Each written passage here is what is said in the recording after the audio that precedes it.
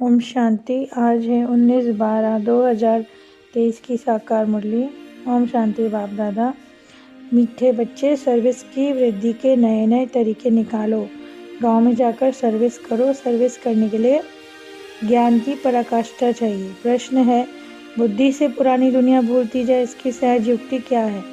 घर को घड़ी घड़ी याद रहे, बुद्धि में याद रहे। मृत्यु लोक से हिसाब किताब चुकतो कर अमर लोग जाना है, देह के भी बगैर। ये देह भी अपनी नहीं। ऐसा अभ्यास हो तो पुरानी दुनिया भूल जाएगी। इस पुरानी दुनिया में रहते अपनी परिपक्व अवस्था बनानी है।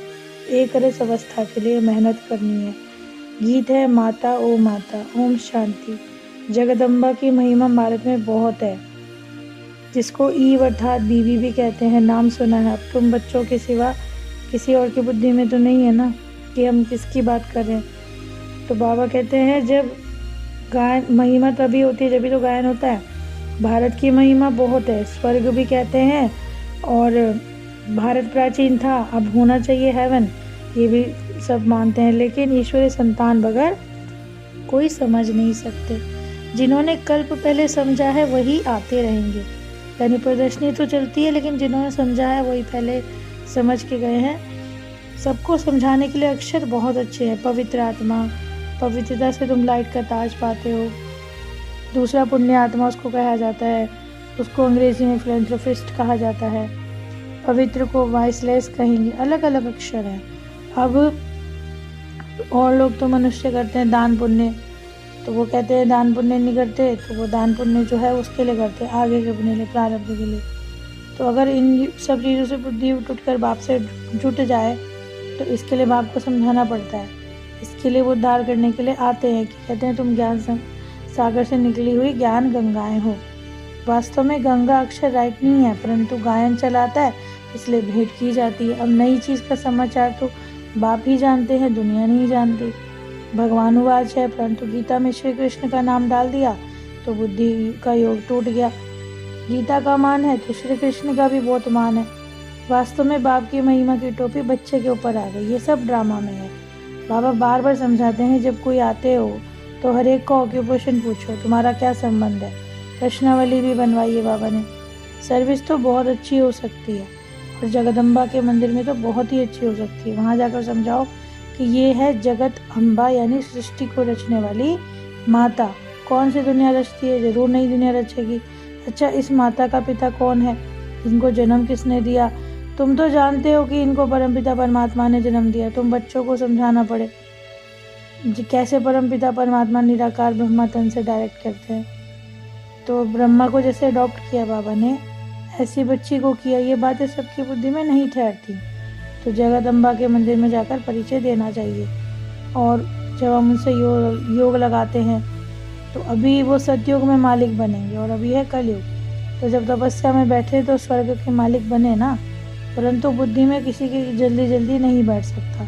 तो बाबा कहते हैं, मेरे भक्तों को सुनाओ। भक्तों को जरूर, मंदिर में ही होते हैं भक्त लोग, उनको प्यार से समझाओ कि जो लक्ष्मी नारायण के चित्र हैं इनके लिए कहेंगे कि अभी स्वर्ग के मालिक थे, लेकिन अभी तो कलयुग में दुख ही दुख है। अब एक को समझाओगे तो सत्संग इकट्ठा हो जाएगा, फिर सब कहेंगे हमारे पास आओ। तो मंदिर में बहुत बड़ा मेला भी लगता है। आहिस्ते आहिस्ते युक्ति से समझाना चाहिए। कुछ बच्चे बाबा को लिखते हैं, हमने ऐसे ऐसे समझाया। एक को समझाने से फिर दूसरे को निमंत्रण देते हैं। तो कोई भी निमंत्रण दे, उनको ऐसा समझाना चाहिए। ऐसे ही वृद्धि होती रहती है। सेंटर पे तो इतने नहीं आ सकते, इसलिए हमें बाबा ने कहा आपको जाकर सर्विस करनी पड़े। तो ये भी पढ़ाई है, ये वंडरफुल पढ़ाई। इसमें बूढ़े बच्चे सब पढ़ते हैं। गरीबों को तो और ही अच्छा चांस है। सन्यासी भी वास्तव में गरीब ही हैं, क्योंकि उन्होंने घर बार छोड़ा हुआ ना, तो बेघर हुए, तो कुछ भी उनके पास नहीं। तो अभी तुम उनको क्या बताते हो? प्रिंस बना देते हो। तो ये भी पवित्रता के ऊपर बात है। और देह को भूल जाते हैं, तो जितना ज़्यादा कोई धारणा करेंगे और बाप को याद करेंगे, एक स्थिति हो जाए, तो हमें उनको ध्यान दिलाना है कि इस पुरानी दुनिया का ख्याल त्याग दें। रहना तो पुरानी दुनिया पूरे शरीर में ही है, लेकिन इसी गृहस्थ व्यवहार में रहकर पवित्र बनना है।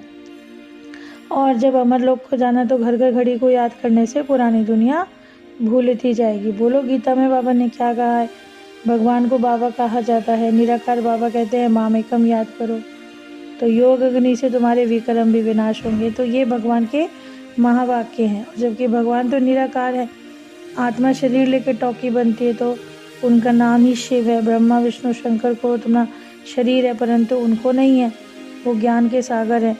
कैसे साकारी रचना रचें, ब्रह्मा द्वारा आकर समझाते हैं, गाया भी हुआ ब्रह्मा द्वारा स्थापना। तो ये बातें अच्छी रीति पहले हमें खुद धारण करनी है और फिर समझानी है। तो भगवान उवाच है, मैं राजयोग सिखलाता हूँ, पहले स्थापना बड़ा क्लियर करके समझाते हैं। सर्विस में लग जाएंगे तो बहुत मज़ा आएगा। बच्चों को सर्विस करनी है, मम्मा को तो मंदिर में नहीं ले जाएंगे, बच्चों को ही जाना पड़ेगा। तो गीता का भगवान कौन है? भगवान एक निराकार को ही कहा जाता है, साकार को भगवान नहीं कह सकते। तो जब मनुष्य त्रिवेणी पर जाते हैं तो बहुत सर्विस कर सकते हैं। मम्मा पापा तो कहीं नहीं जा सकते, लेकिन परंतु बच्चे तो जा सकते हैं, तो वहाँ बहुत सर्विस हो सकती है। इस पर भाषण करो, परंतु इन सब बातों के लिए बहुत हिम्मत चाहिए, क्योंकि जिनमें देह अभिमान है वो सर्विस अच्छी नहीं कर सकते। समझाने के लिए पॉइंट्स बहुत बाबा देते हैं, बहुत अच्छे अच्छे महारथी बोल भी जाते हैं, परंतु मुख्य तो पवित्रता की बात है। ऐसे बाप को फिर घड़ी घड़ी क्यों भूल जाते हैं, बड़ा विचित्र है। तो बाबा कहते हैं, मुझे याद करो, पवित्र बनो तो मेरे पास ही आ जाओगे। इतनी छोटी सी आत्मा में कितना भारी पार्ट है।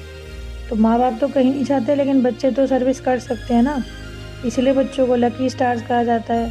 फिर बाबा याद प्यार देते हैं, अच्छा मीठे मीठे ज्ञान लकी सितारों को माता पिता बाप दादा का याद प्यार और गुड मॉर्निंग।